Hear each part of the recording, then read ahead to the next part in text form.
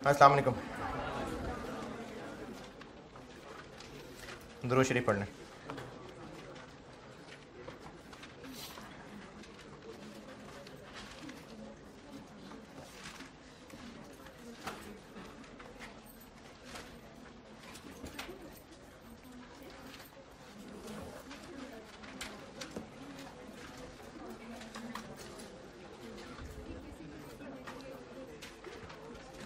सवाल 2।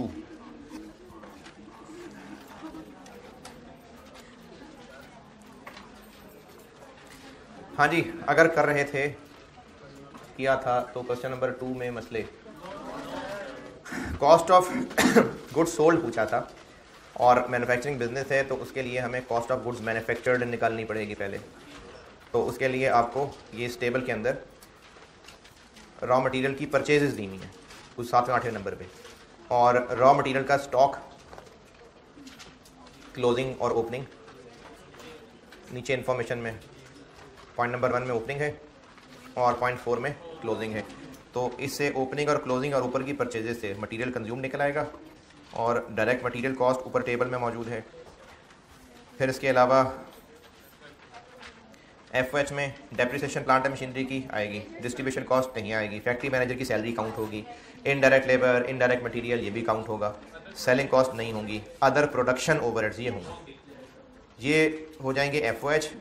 Opening work in process दिया हुआ है पॉइंट 3 में और क्लोजिंग 0 था, तो यहाँ से बनेगी कॉस्ट ऑफ गुड्स मैन्युफैक्चर्ड।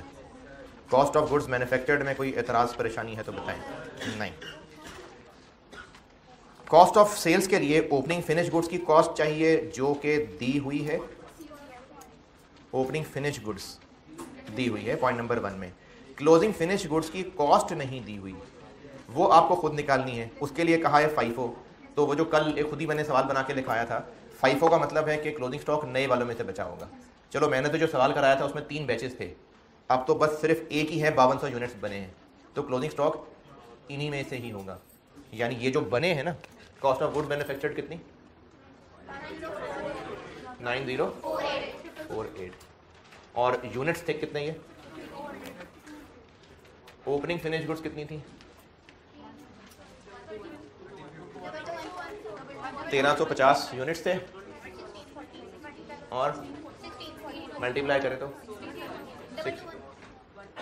62214।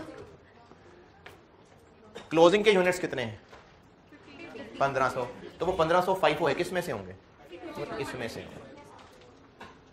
कल जो मैंने कॉस्ट ऑफ गुड्स मैन्युफैक्चर्ड का खुद ही से बना के सवाल कराया था यही है, अब वो इन्हीं में से हैं, तो इनकी per unit this divided by 5200 कितनी बनी 1517, ये है क्लोजिंग पे लगने वाला रेट।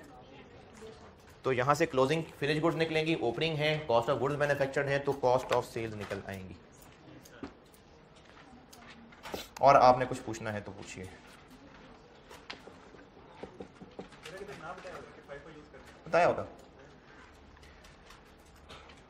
जहां भी जरूरत पड़ती है ना मेथड्स की कि फाइफो है, वेटेड एवरेज बताया होता है जी। जिन्होंने किया है उन्होंने कुछ पूछना है तो पूछें, जिन्होंने किया है और किन्होंने किया है सवाल किसने किया है बस, तो बाकी टाइम नहीं था।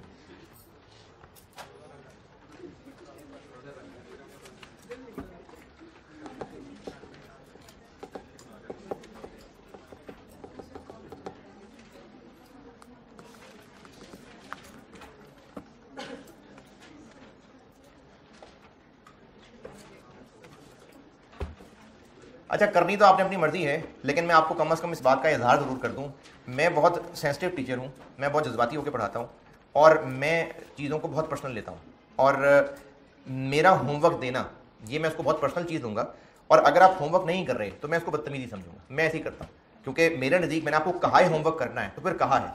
अब अगर आपने ज़िंदगी में कई दोस्त को, रिश्तेदार को ऐसे होते हैं जिनके काम करने होते हैं, किसी के नहीं करने होते हैं, जिनके करने होते हैं उनके करने होते हैं, और जिनके नहीं करने होते वो आपकी प्रायोरिटी लिस्ट में बहुत नीचे होते हैं, तो आप कहते हैं हाँ जी इंशाल्लाह इंशाल्लाह। इंशाल्लाह एक सेफ पैसेज होता है निकलने का, जी वो अल्लाह की मर्जी नहीं थी, मैंने तो कोशिश की थी।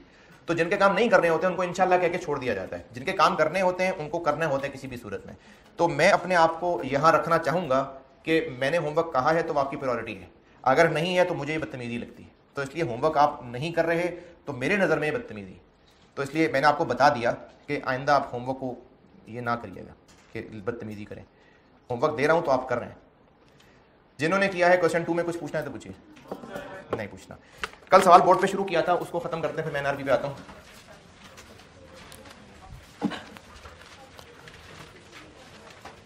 क्वेश्चन नंबर 5 कर रहा था, डायरेक्ट मटेरियल कर लिया था, जिसमें ओपनिंग रॉ मटेरियल लिख लिया था कितना 57,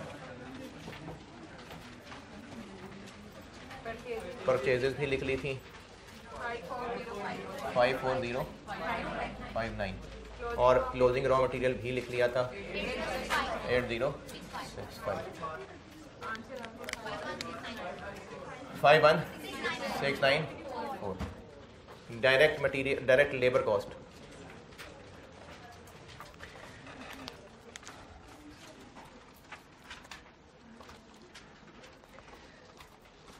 लेबर कॉस्ट यानी वर्कर्स, एम्प्लॉइज, इनकी कॉस्ट, जिनके लिए सैलरीज, वेजेस का वर्ड यूज होता है। डायरेक्ट लेबर के लिए वैसे सैलरीज नहीं, वेजेस का वर्ड यूज होता है। क्वेश्चन में आपको पहले टेबल के दूसरे हिस्से में सैलरीज एंड वेजेस लिखी नजर आ रही। अच्छा, पहले टेबल का पहला हिस्सा कल कर लिया था जिसमें परचेजेस की डिटेल है, ये मैंने कल कर लिया था और बार बार तसल्ली से समझा दिया था। अब मैं ये उसके अगले हिस्से पे आ रहा हूं, उसमें है सैलरीज एंड वेजेस, तो उसमें वेजेस भी हैं। अदर इंफॉर्मेशन पे आते हैं। पॉइंट नंबर 2, पॉइंट नंबर 2 में कह रहे हैं कि जो सैलरीज एंड वेजेस आपको ऊपर नजर आ रही हैं उनमें 60% फैक्ट्री के लोगों की हैं, 40% एडमिनिस्ट्रेशन के लोगों की हैं। किसका 60 और 40? वो जो ऊपर 25 आ रहा है। फिर इसी 60 के साथ स्टेरिक लगा के इसी में नीचे लिखा हुआ है इसी टेबल में कि इनमें से 70% डायरेक्ट लोगों की हैं और 30% इनडायरेक्ट लोगों की हैं। ये कहा नहीं है लेकिन बाकी 30% इनडायरेक्ट की होंगी। तो 70% डायरेक्ट वेजेस हैं, ये हैं जो हमें चाहिए थी। अब इस 70% की बात हो रही है, किसका 70%? 2500 का, 2500 के 60% का 70%। 2500 का पहले किया 60%। ये क्या चीज है? ये फैक्ट्री के लोगों की वेजेस हैं, इनमें से 70% डायरेक्ट हैं। 10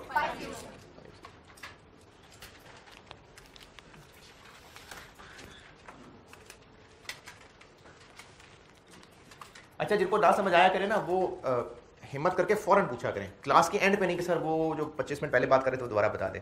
फौरन पूछा करें, ये पॉइंट ना समझ आया किसी को दोबारा।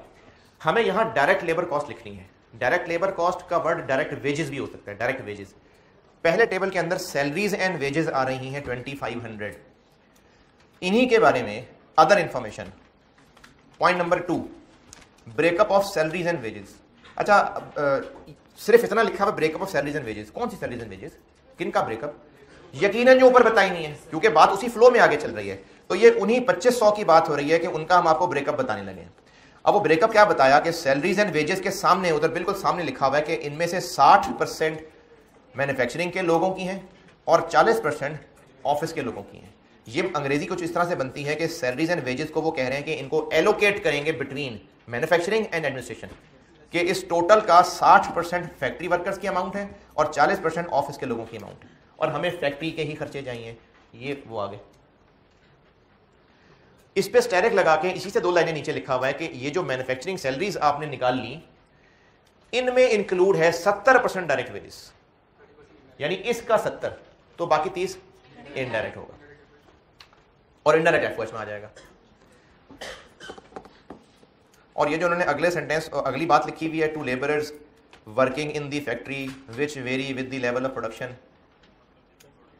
तो ये मैंने आपको जब ये वेरिएबल कॉस्ट वगैरह पढ़ाई थी तो मैंने उसकी मिसाल में लिखा था कि जो डायरेक्ट मटेरियल, डायरेक्ट लेबर है वो एक वेरिएबल कॉस्ट ही होती है।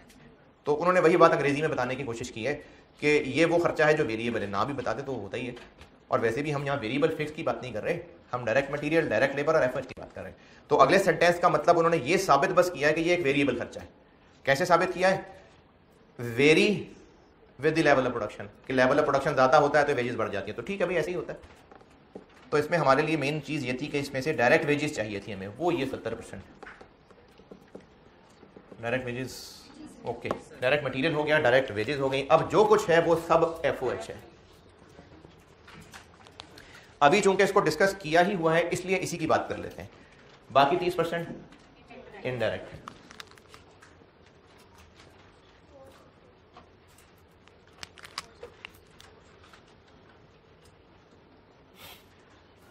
अच्छा, 2500 के 60% का 70%, तो फिर ये 2500 के 40% का 30% कर लें। ये बात इसके 60% ही की हो रही है, यही है जो फैक्ट्री का है।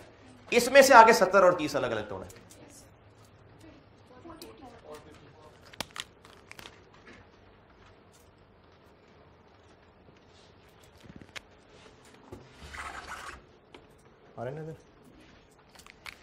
चलें अब वापस ऊपर चलते हैं। टेबल में से पहला हिस्सा हो गया, दूसरा हिस्सा detail of overheads. Rent, rent है 2700, लेकिन पहले देख लें किसका है। पॉइंट नंबर 1 अदर इंफॉर्मेशन में, पॉइंट नंबर 1 वो कह रहे हैं द ब्रेकअप ऑफ रेंट। कौन सा रेंट? वो जो ऊपर आ रहा है, इज एज फॉलोज। इस 2700 में से 2000 तो फैक्ट्री का रेंट है, तो ये तो फैक्ट्री ओवरहेड में आएगा।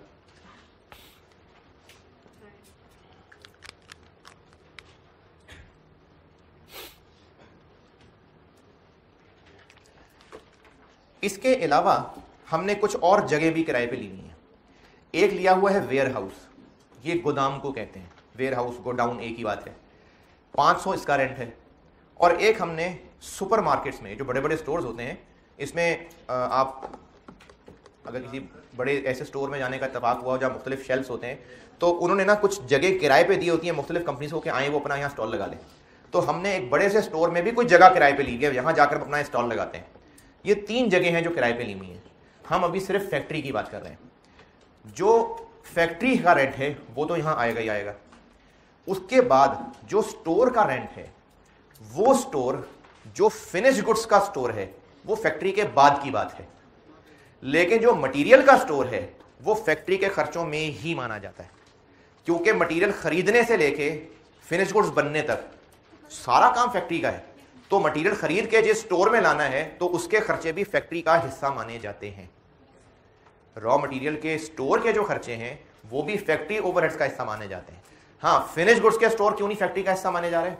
क्योंकि वो प्रोडक्शन के बाद की बात है। तो इसलिए मटेरियल स्टोर के खर्चे भी एफओएच का हिस्सा होते हैं।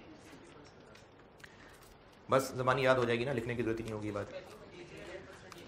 हमने तो पैकिंग मटेरियल को भी मटेरियल ही कहा था ना कल। ऑयल भी मटेरियल था, पैकिंग मटेरियल भी मटेरियल था, डायरेक्ट, ये दोनों ही डायरेक्ट मटेरियल थे। मैंने कहा है कि जो मटेरियल के स्टोर के खर्चे हैं वो भी फैक्ट्री ही का हिस्सा हैं। फिनिश गुड्स के स्टोर के हिस्से फैक्ट्री का हिस्सा नहीं है, क्योंकि वो प्रोडक्शन के बाद की बात है। तो मटेरियल, रॉ मटेरियल एक ही बात है, इसके स्टोर रिलेटेड खर्चे ये भी सब एफओएच का हिस्सा होते हैं। अच्छा, इस बात को ना इस सवाल पे लिखने की बजाय अपने रजिस्टर में लिखिए तो ज़्यादा बेहतर है, क्योंकि आपके सारे नोट्स जो है ना वो उस रजिस्टर के अंदर है। क्योंकि कुछ सवाल आप एंड पे रिवीजन करते हुए क्या पता उन सवालों को करें ही ना, तो ये बातें रह जाएंगी फिर। तो रजिस्टर पे लिखेंगे ना, जो चीज़ भी आप कल को अपने लिए नोट्स लिखना चाहते हैं वो रजिस्टर पे लिखा करें, सवालों पे ना लिखा करें। मैंने कहा है कि जो मटेरियल के स्टोर के खर्चे होते हैं वो भी एफओएच का हिस्सा होते हैं।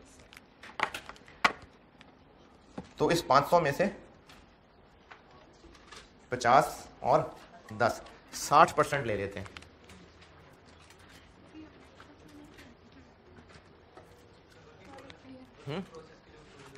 वर्क इन प्रोसेस की स्टोरेज नहीं होती, वो तो मशीनों के अंदर पड़े हुए को वर्क इन प्रोसेस कहते हैं, तो उसका कोई सेपरेट स्टोर नहीं होता, क्योंकि वर्क इन प्रोसेस है ही वो जो मशीनों के अंदर है, तो वो तो ऑलरेडी मशीनों के अंदर है।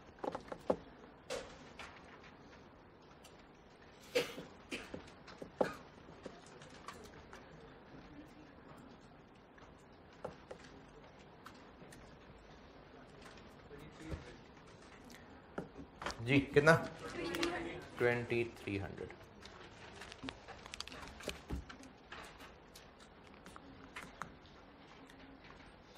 और ये शेल्फ स्पेसिंग इन सुपरमार्केट्स, ये क्यों छोड़ दिया है? ये तो आगे सेल करने की चीजें हैं। फिर वापस ऊपर वाले टेबल पे रेंट हो गया, सैलरीज एंड वेजेस भी हो गई, अदर वेरिएबल ओवरहेड्स बिल्कुल यहां पर आएगा।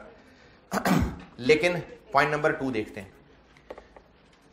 Point number 2, breakup of salaries wages ये कर लिया, अदर वेरिएबल और अदर फिक्स का भी ब्रेकअप बताया हुआ है।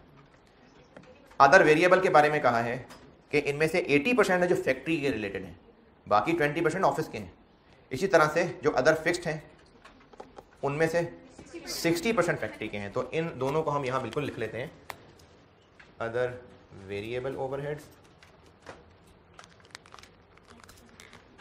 ऊपर कितने हैं ये, और इनका कितना परसेंट लेना है? 80%। और फिक्स्ड कितने हैं ऊपर, और इनका कितना करना है?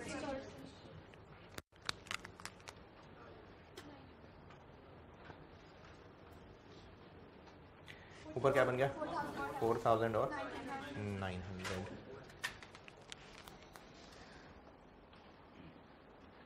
ऊपर वाला टेबल पूरा हो गया, पॉइंट 1 पूरा हो गया, 2 पूरा हो गया, बस। और 3 में लास्ट ये सारे हो गए एफओएच। कितने हो गए?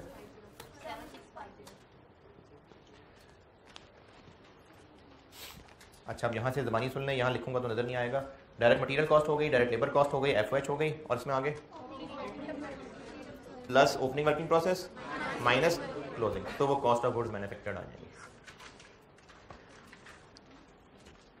लिख लें वो दोनों और पूरा करके फुल स्टॉप लगाएं, फिर आगे चलते हैं।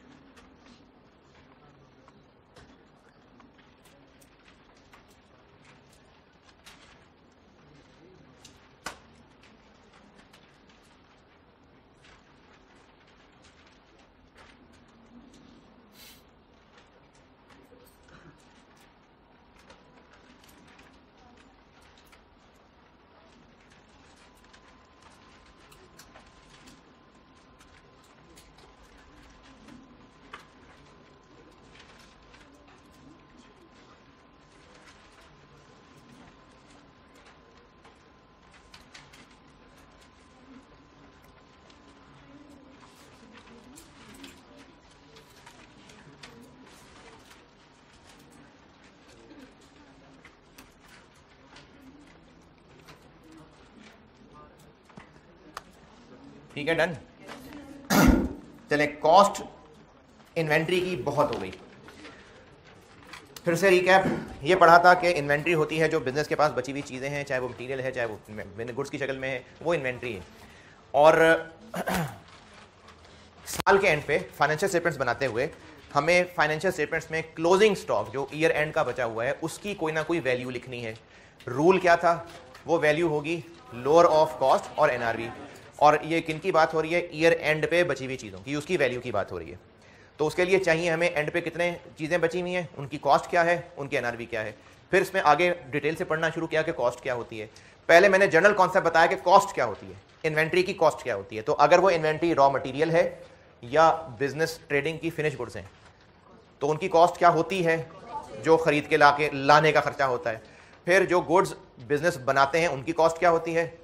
Cost of goods manufactured, material भी और साथ कन्वर्जन कॉस्ट भी। ये एक जनरल कॉन्सेप्ट हुआ कि इन्वेंट्री की कॉस्ट में होता क्या है। फिर उसको मजीद स्पेसिफिक किया कि ईयर एंड पे जो चीजें बची रह गई हैं क्या उनमें कुछ मसाइल हैं। तो उनके क्या मसाइल थे कि अगर वो दिखने में एक जैसी हैं तो ठीक है, उनकी कॉस्ट होगी तो कॉस्ट ऑफ परचेज या मैन्युफैक्चरिंग कॉस्ट ही, लेकिन वो जो ईयर एंड पे बचे हुए हैं उनमें क्या मसला आया कि वो कौन से वाले में से हैं। यानी अगर ट्रेडिंग बिजनेस की हमने फिनिश गुड्स की कॉस्ट लेनी है तो कॉस्ट तो वो होनी है खरीदी हुई वाले की, लेकिन जो ईयर एंड पे बचे हुए हैं हमने तो सारे साल में बहुत सारे खरीदे थे, तो वो किस में से बचे हुए हैं।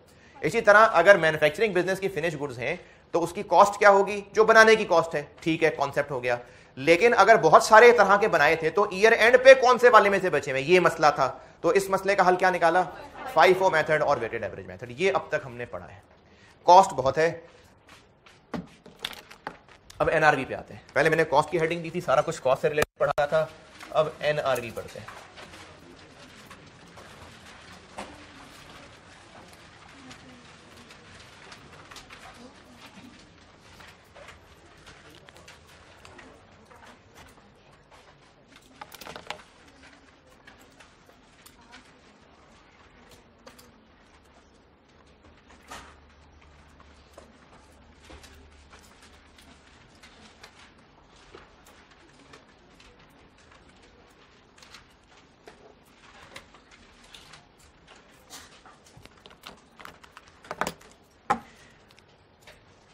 एनआरवी का कॉन्सेप्ट समझ लें पहले, फिर फार्मूला बता देता हूं। जो इन्वेंट्री क्या चीज है? जो हमारे पास है। अब जो हमारे पास है उसकी कॉस्ट क्या है कि वो जो है उस तक लाने में क्या खर्च होगा हुआ था। तो ये जो एनआरवी का कॉन्सेप्ट है ना, इस कॉन्सेप्ट को समझाने के लिए मैं कॉस्ट का सहारा भी ले रहा हूं। इन्वेंट्री वो है जो हमारे पास मौजूद है, इसको यहां तक लाने के लिए जितना खर्चा आया था पास्ट, ये कॉस्ट है। अब इसका क्या करेंगे हम आगे? इन्वेंट्री को क्या करेंगे? बेच देंगे। तो बेचेंगे फ्यूचर, तो इसको बेचने से क्या हमें नेट मिलेगा? ये एनआरवी है। फार्मूला लिखता हूं, पहले कॉन्सेप्ट बताया है। कॉस्ट है कि जो चीज हमारे पास मौजूद है वो हमें कितने की कॉस्ट की थी। एनआरवी है कि फ्यूचर में जब हम इसको बेचेंगे तो हमें नेट क्या मिलेगा। ये एनआरवी है। यानी कॉस्ट एक हिस्टोरिक चीज है कि जो चीज हमारे पास मौजूद है वो हमें कितने की कॉस्ट की, और एनआरवी उससे मिलने वाला फ्यूचर बेनिफिट है। एनआरवी और कॉस्ट में से लोअर को क्यों रखते हैं, इसकी रीजन भी लॉजिक बाद में बताऊंगा। अब हम एनआरवी की कैलकुलेशन पे चलते हैं।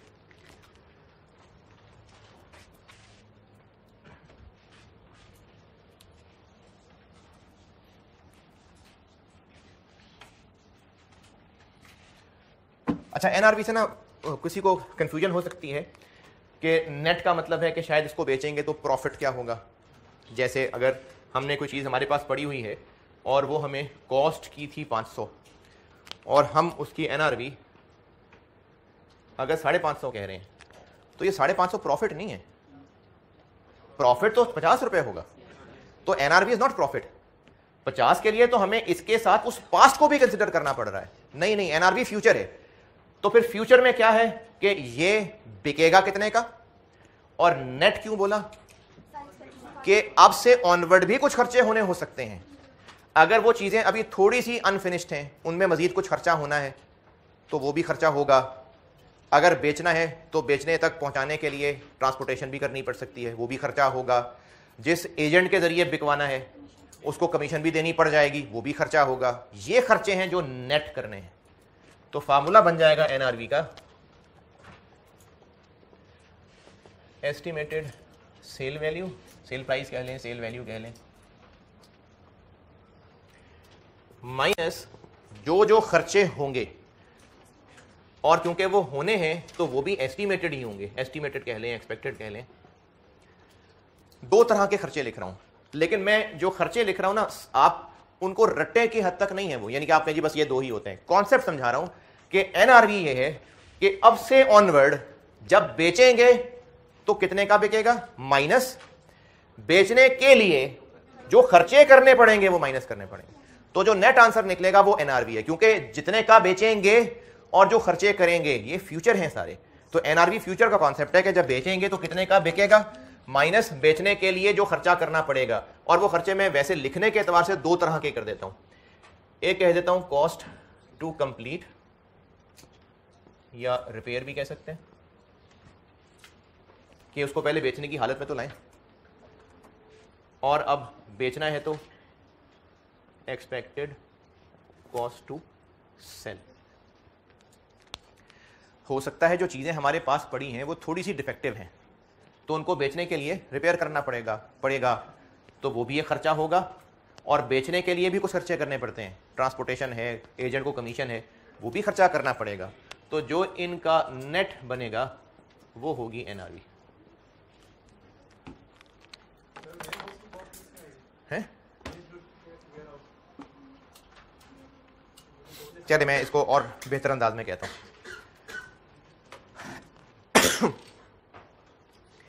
एनआरवी जितने की हम वो चीज बेचेंगे माइनस वो खर्चा जो बेचेंगे तो होगा। अब जो मैं कह रहा हूं ना कि बेचेंगे तो होगा, इसमें एक बात छुपी हुई है कि नहीं बेचेंगे तो नहीं होगा। तो यहां पर वो खर्चे हैं जो बेचने के लिए हैं, बेचेंगे तो वो खर्च होगा, नहीं बेचेंगे तो नहीं होगा। तो फिनिश गुड्स के स्टोर का रेंट नहीं, वो यहां नहीं आएगा। वो खर्चे आएंगे जो बेचेंगे तो खर्चा करेंगे तो बिकेगा, नहीं बेचेंगे तो वो खर्चा भी नहीं होगा।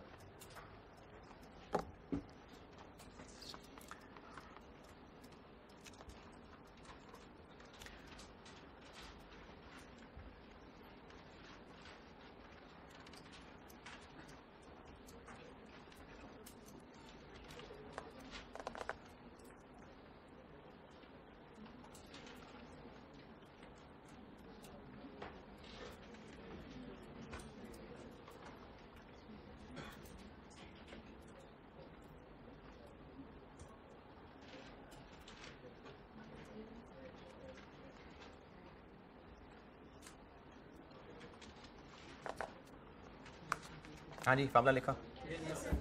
अच्छा, अब एनआरवी सिंपल तो यही है जो यहाँ लिखा है। अब इसमें आगे क्या क्या मुश्किलें हैं उसके लिए आप ऐसा करिए कि कहिए कि एनआरवी के लिए कुछ इंपॉर्टेंट पॉइंट्स बता रहा हूँ, कुछ इंपॉर्टेंट पॉइंट्स बता रहा हूँ एनआरवी के हवाले से,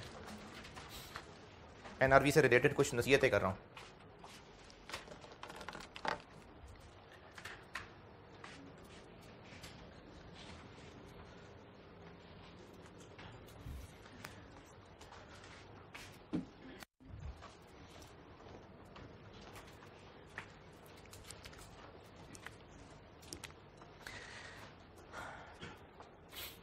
एनआरवी के हवाले से कुछ इंपॉर्टेंट पॉइंट्स लिखवाने लगा हूं, समझाता जाऊंगा और फिर लिखाता जाऊंगा, और जो मिसाल से समझा रहा हूँ आपकी मर्जी है, उस पॉइंट के बाद वो मिसाल लिखना चाहें तो लिख लीजिएगा, नहीं तो जो पॉइंट लिखवाया होगा वही काफ़ी है। एक बिजनेस के पास एक ही प्रोडक्ट है, ए बस, और इसके स्टोर में 500 यूनिट्स पड़े हुए हैं, एक जैसे हैं सारे, सब फिट हैं, बिल्कुल सही हैं सारे। तो इन 500 यूनिट्स जो स्टोर में पड़े हुए हैं, इन 500 यूनिट्स में से हर एक की कॉस्ट और उसकी एनआरवी का कंपैरिजन क्यों करना है कॉस्ट और एनआरवी का? बात शुरू यहां से की थी कि वैल्यू ऑफ क्लोजिंग इन्वेंट्री का रूल क्या है? लोअर ऑफ कॉस्ट और एनआरवी। तो हमने कॉस्ट निकाल ली है, एनआरवी निकाल ली है, उसमें से लोअर को वैल्यू ऑफ इन्वेंट्री कहना है। यही चैप्टर का नाम है इन्वेंट्री वैल्यूएशन। अगर एक बिजनेस का प्रोडक्ट एक ही है, उसके स्टॉक में ईयर एंड पे 500 यूनिट्स हैं और वो हैं भी सब एक जैसे ही, तो क्या उन 500 यूनिट्स में से हर एक की कॉस्ट और एनआरवी अलग अलग कंपेयर करें, या 500 की टोटल कॉस्ट और टोटल एनआरवी कंपेयर कर लें? एक ही प्रोडक्ट है, एक ही जैसे यूनिट्स हैं, तो टोटल ही कर लें, काफी है। लेकिन अगर प्रोडक्ट बी के भी 200 यूनिट्स हैं, सी के भी 100 यूनिट्स हैं, और ए के 500 यूनिट्स की टोटल कॉस्ट 40,000 रुपए है, इनके 200 यूनिट्स की टोटल कॉस्ट 55,000 रुपए है, इसके 100 यूनिट्स की टोटल कॉस्ट 30,000 रुपए है। कितना हो गया? 125। और ये जो ए के 500 यूनिट्स हैं, इनकी एनआरवी 42 है, इनकी एनआरवी 57 है, और इनकी एनआरवी 18 है। कितना हुआ टोटल? तो अब इसको कंपेयर करें, फिर प्रोडक्ट को अलग अलग। एनआरवी और कॉस्ट में से लोअर की लॉजिक आपको बतानी है। अभी सिर्फ थोड़ी सी बात बताता हूं, वो ये है कि हम ये इंश्योर करना चाह रहे हैं कि कहीं कोई प्रोडक्ट ऐसा तो नहीं है कि जिसकी वैल्यू गिर गई हुई है, बिल्कुल वो बेकार हो चुका है।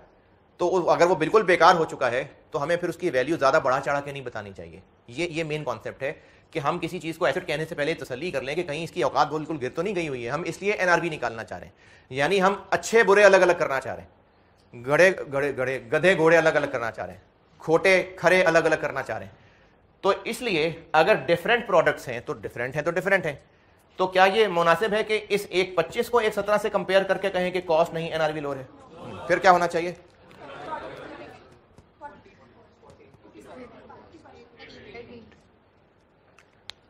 तो लिखें पहला point,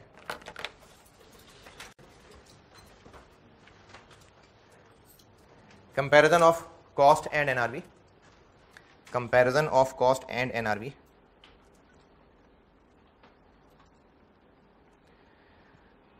should be made separately for each product, should be made separately for each product. Comparison of cost and NRV should be made separately for each product. ये मैंने ये वाली बात समझाई।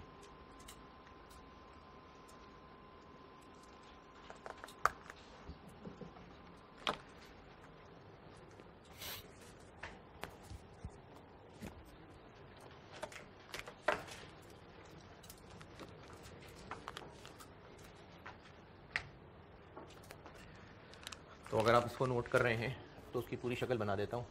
40, 55 और 18, तो ये होनी चाहिए इन्वेंट्री की वैल्यू। ये मतलब है इसका जो आपको बताया।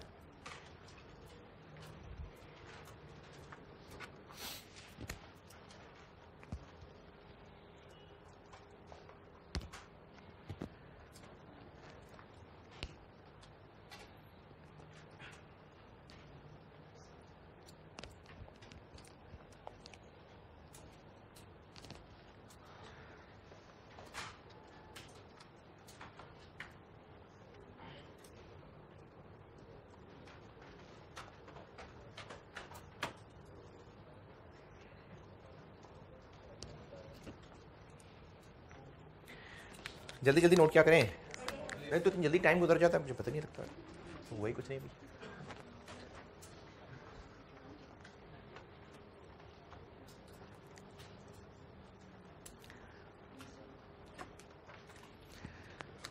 अगला पॉइंट समझें, उसमें से आधी बात अभी बता दी थी।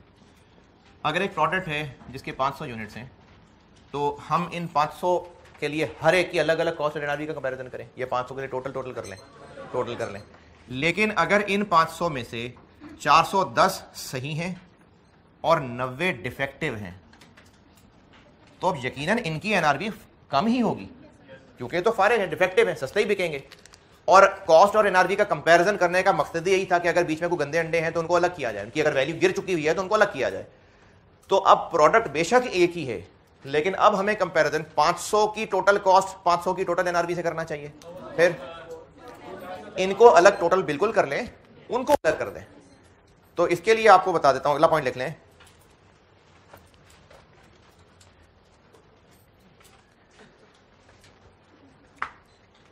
Comparison of cost and NRV, comparison of cost and NRV can be made on total basis,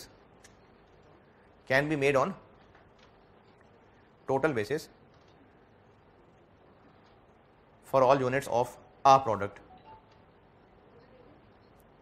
all units of a product. However, comparison for defective units of a product,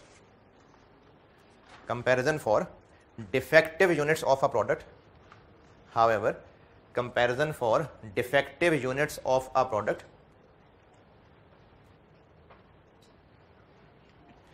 shall be made separately from, however, comparison for defective units of a product, अच्छा defective मैंने बोला है, damaged भी word हो सकता है, मामला वही है, खराब। However, comparison for defective units of a product shall be made separately from good units of that product. Separately from good units of that product. तो बेशक एक ही प्रोडक्ट के यूनिट्स हैं, लेकिन अगर अच्छे बुरे हैं तो उनको अलग अलग कर लें।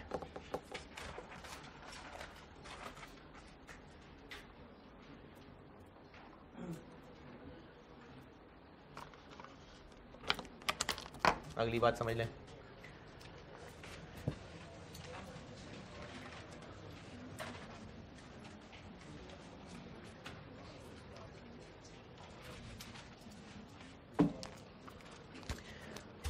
तीसरा पॉइंट मैं आपको समझा रहा हूं एक तरीके से, और जब आपको समझा लूंगा तो फिर उसकी मैं अंग्रेजी नहीं बताऊंगा।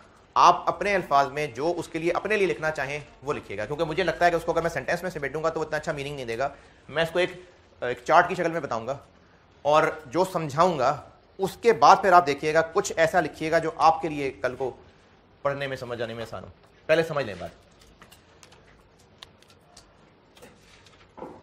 हमारे पास स्टॉक में कुछ गुड्स पड़ी हुई है, और ये 30 जून 21 का वाकया है। एनआरवी क्या होती है फार्मूला? एक्सपेक्टेड सेल प्राइस, बस सेल प्राइस। मैं आपको 3 तरह की प्राइसेस बताने लगा हूं। 2021 में ऑन एन एवरेज यही वाला प्रोडक्ट सेल होता रहा है 80 रुपए का।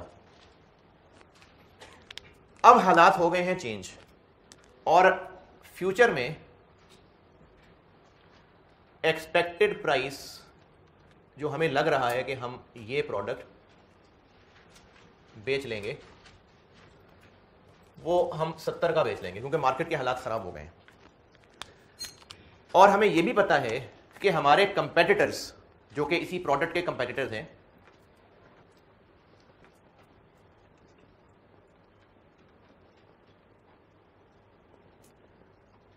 वो 68 का बेच रहे होंगे, लेकिन हमें अपनी टीम पे, अपने प्रोडक्ट पे भरोसा है, हम 70 का फिर भी बेच लेंगे। अब मैंने आपके सामने 3 प्राइसेस रखी हैं जो इन्वेंट्री हमारे पास मौजूद है, ऑन एन एवरेज पास्ट में इतने का बेचते रहे हैं। फ्यूचर में अंदाजा ये है कि हम अभी भी इतने का बेच लेंगे, जबकि बाकी लोगों ने 68 कर देना है इसको, या शायद कर दिया है। एनआरवी कैलकुलेट करते हुए सेल प्राइस में क्या लिखें? 70 या 68? अच्छा 68 क्यों?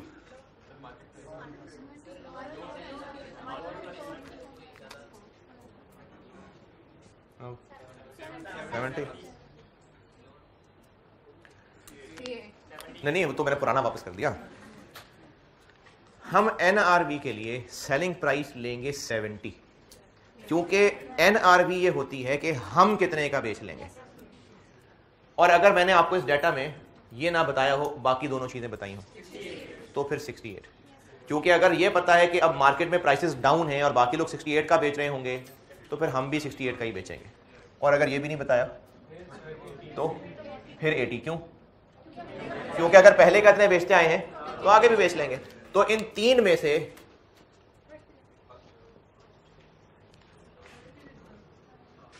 है जी क्या हुआ? अगर 80 भी नहीं बताया, नहीं हाँ ये हो सकता है कि 80 नहीं बताया, लेकिन ये पता है कि पिछले पूरे महीने में टोटल इतने यूनिट्स बेचे हैं, टोटल इतने रुपए के, तो डिवाइड करके निकालने हैं। तो अब इसमें ये जो सामने बात समझाई है, समझाया क्या है कि एनआरवी लेने के लिए हमें सेल प्राइस चाहिए। तो सेल प्राइस के लिए पहली प्रायोरिटी क्या है कि हम कितने का बेच लेंगे। नहीं पता तो करंट मार्केट में क्या रेट है, ये भी नहीं पता तो फिर हम जितने का बेचते आए। अब इसको आपने जैसे लिखना है आप वैसे लिखें, बस ऐसे लिखें जो कल पढ़ें तो समझ आए।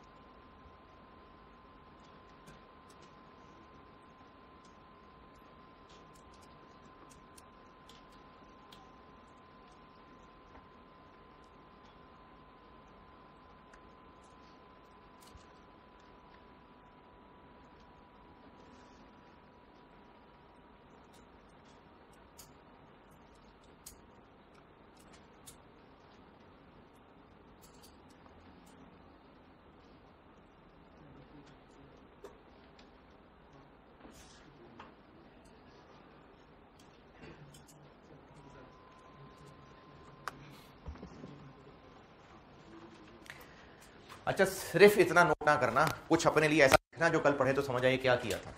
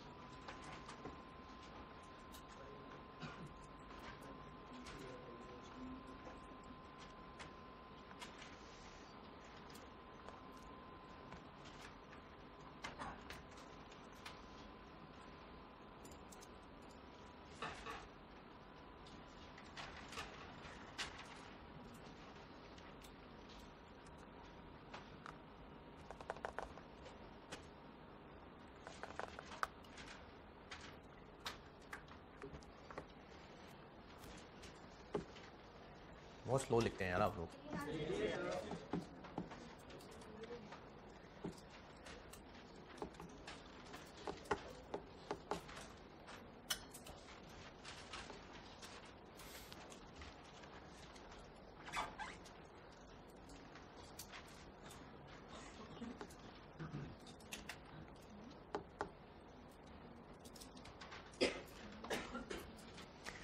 चलें अगला पॉइंट समझें।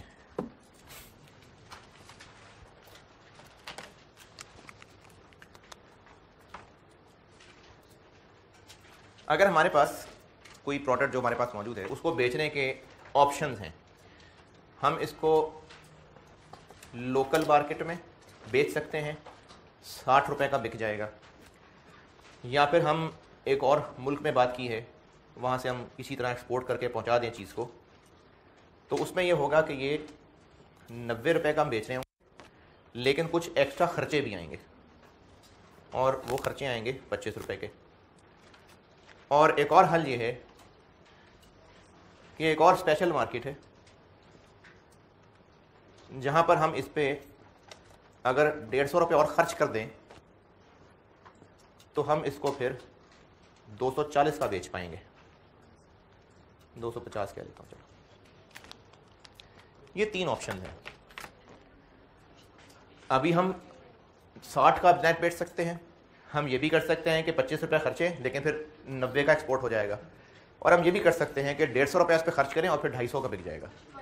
तो NRV के लिए कौन सी ऑप्शन लेनी चाहिए? क्यों? क्योंकि वो 250 है इसलिए। ये जो रूल है ना, लोअर ऑफ क्या कॉस्ट ऑफ NRV, इस रूल का मतलब ये नहीं है कि आप बस किसी तरह वो वैल्यू निकालें जिसमें आप बर्बाद हो रहे हैं, बस आप बिल्कुल बर्बादी की तरफ जाए, सबसे ज्यादा जहां नुकसान होगा ना वो आपकी बुक्स में आना चाहिए। नहीं है, सिर्फ NRV और कॉस्ट का कंपैरिजन। NRV कैसे निकालनी है, इसके लिए सिंपल बिजनेस की अकल पे छोड़ा गया है। अकलमंदी की बात है, हम वहां चीज बेचेंगे जहां ज्यादा होगा। अब यहां पर हमें नेट 60 मिलता है, यहां पर नेट 65 मिलता है, यहां पर नेट 100 मिलता है, तो हम यकीनन इसी पे जाएंगे। तो अगर एक से ज्यादा तरह की ऑप्शंस मौजूद हैं सेल प्राइस की, तो हम उन ऑप्शन को NRV के लिए यूज करेंगे जहां NRV ज्यादा आ रही होगी। उर्दू में ही लिख लें, अगर multiple options to sell available हैं तो हम उस ऑप्शन वाली NRV को यूज करेंगे जो बाकियों से ज्यादा आएगी।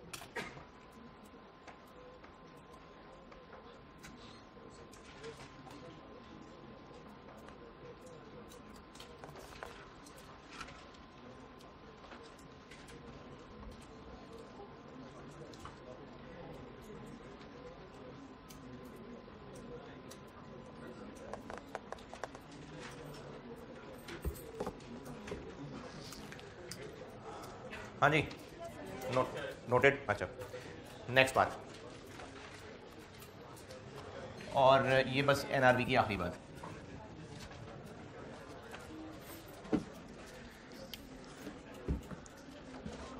एक सवाल होमवर्क दूंगा एक, और वो आप कराएंगे। अच्छा सवाल है इस लिहाज से कि उसमें 4 प्रोडक्ट्स हैं, तो अच्छी तसल्ली बख्श प्रेस्टेज वाला सवाल है। वो आप करके आएंगे।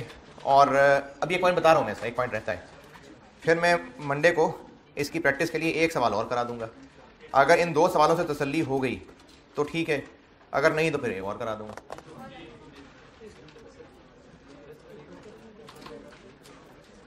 सवाल है इन्हीं नोट्स में से आखिरी, ये जो इन्वेंट्री वैल्यूएशन। अच्छा, अब इन्वेंट्री वैल्यूएशन के नोट्स पे आ जाए ना, वो कॉस्ट ऑफ जो बेसिक कॉन्सेप्ट वाला था वो हो गया, इन्वेंट्री वैल्यूएशन वाले नोट्स में आए, उसमें आखिरी सवाल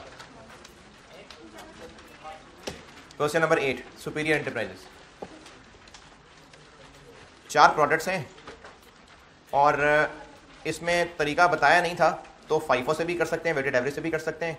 मैंने बहरहाल वेटेड एवरेज से करके दिया हुआ पीछे सोल्यूशन, तो आप इसको वेटेड एवरेज से कर लीजिएगा पहले, ताकि आपका सोल्यूशन टैली हो के आपको पता चल जाए सही किया है कि नहीं किया। लर्निंग के लिए अच्छा सवाल है। 4 प्रोडक्ट्स हैं, उनमें ये बातें भी प्रैक्टिस हो गई, ये वाली जो मैंने डैमेज वाली बात बताई थी वो भी प्रैक्टिस हो गई। तो इस लिहाज से अच्छी रीजनेबल सवाल है, कोई मुश्किल सवाल नहीं है, स्ट्रेट डेटा दिया हुआ है, लेकिन ये कि जितना पढ़ाया उसकी प्रैक्टिस आ जाएगी। तो उसके लिए आपको नसीहत ये है कि चूंकि प्रोडक्ट्स ज़्यादा है ना, तो सबको एक साथ शुरू करेंगे तो फिर मैं समझ जाएगा, तो एक एक प्रोडक्ट करके सॉल्व कर लें, फिर ज़्यादा बेहतर हल हो जाएगा। तो क्वेश्चन नंबर 8, सुपीरियर एंटरप्राइजेस, ये सॉल्व करके आइएगा।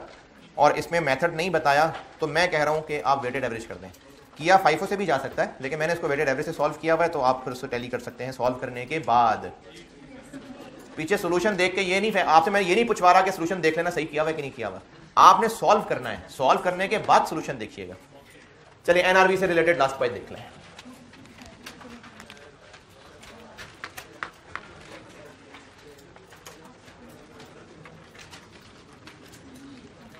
अच्छा, जिन लोगों सारे में सब बात सुन नहीं रहे होते, मैं दोबारा बताता हूं, इन्वेंट्री वैल्यूएशन वाले नोट्स में से क्वेश्चन 8 करना, बेसिक कॉस्टिंग कॉन्सेप्ट्स वाले को बस छोड़ दिया। अब इन्वेंट्री वैल्यूएशन के नोट्स पे आए, उनमें क्वेश्चन 8 होमवर्क दिया है, superior enterprises weighted average method से। एनआरबी के हवाले से एक आखिरी बात देख लें। एक प्रोडक्ट ए के 400 यूनिट्स हैं हमारे पास,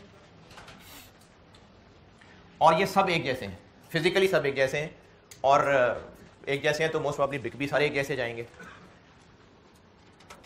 इनकी जो कॉस्ट है, एफ को मेथड फॉलो हो रहा था, तो कॉस्ट 20 रुपए पर यूनिट है, बल्कि 100 ही कर लेते हैं, आसानी हो जाएगी। और जो एनआरवी है वो 22 रुपए पर यूनिट है। इनकी वैल्यू निकालने के लिए ये भी कर सकते हैं कि 20 और 22 का मुकाबला करें, 20 जीत गया, और वैल्यू बना दें 20 इंटू 100, 2000। ये भी कर सकते हैं, और ये भी कर सकते हैं कि आप 2000 और 2200 का मुकाबला करें। ये क्या किया मैंने, टोटल कर लिया, और फिर इसको जिता दें, ये भी हो सकता है। तो दोनों ठीक है ना, दोनों में से जैसे मर्जी कर लें।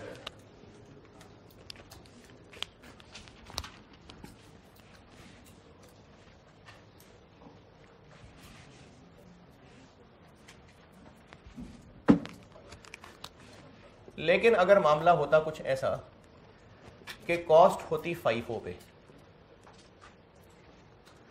और वो इस तरह होती कि इन 100 में से 60 यूनिट्स 23 वाले हैं और 40 यूनिट्स 19 वाले हैं,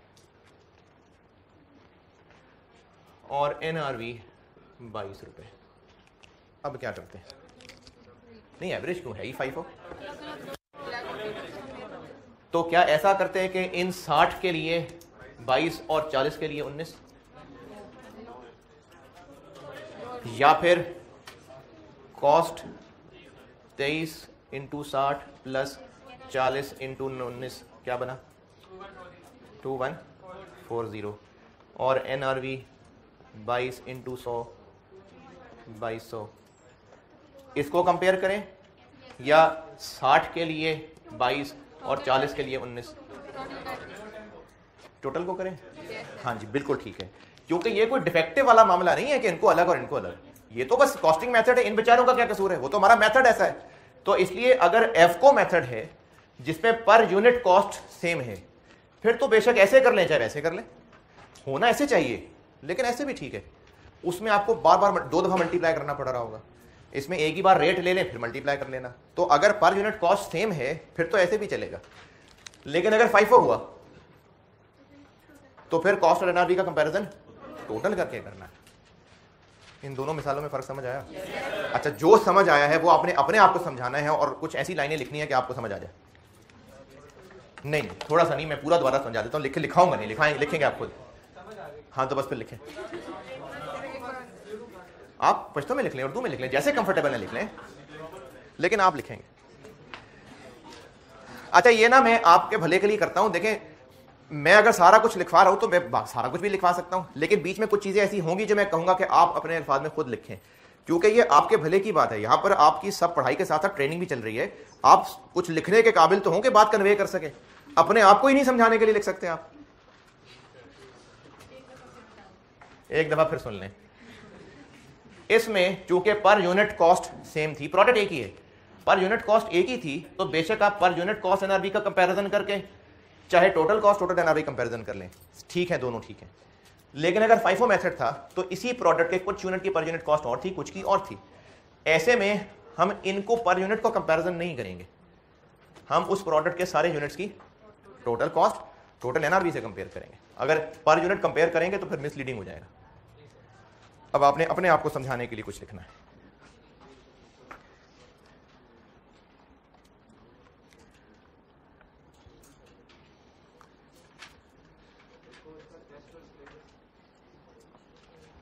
हैं जी, टेस्ट यही जो इससे पहले बेसिक पढ़ा था। अब अगले हफ्ते से टेस्ट शुरू हो जाएंगे, तो टेस्ट में अभी वही है जो इससे पहले बेसिक पढ़ा है, बल्कि वो तो बहुत थोड़ा हो जाएगा। बस ये इन्वेंट्री वैल्यूएशन तक जितना अब तक पढ़ा है, थर्सडे को है ना, तो बस ये जितना अभी आज तक पढ़ा है। NRV बता दी ना, तो थोड़ी सी NRV भी आ जाएगी। नहीं, टेस्ट मंडे को नहीं है, टेस्ट थर्सडे को।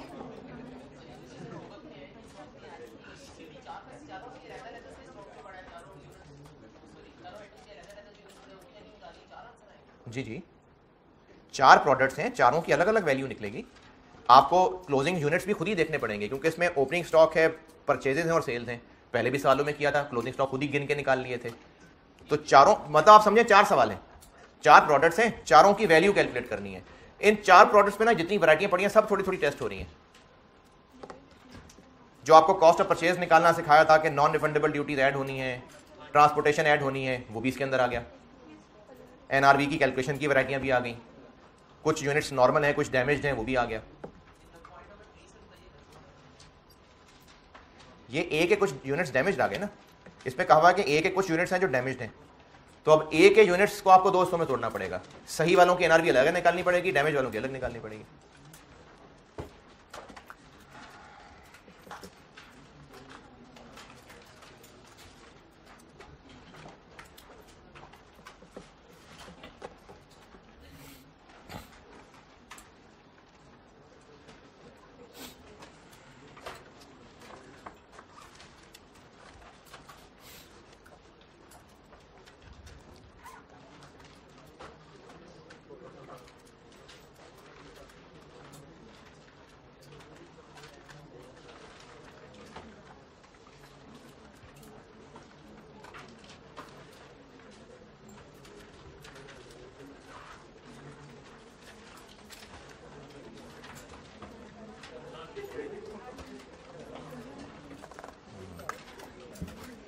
हाँ जी, लिख लिया,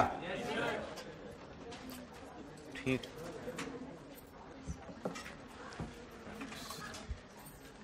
इसके बाद कौन सी क्लास होती है आपकी? हैं? कितने बजे?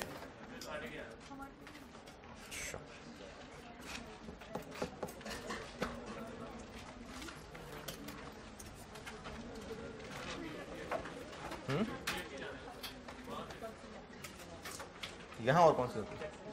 कितने बजे होती है? नहीं, इसके बाद ये रूम खाली होता है?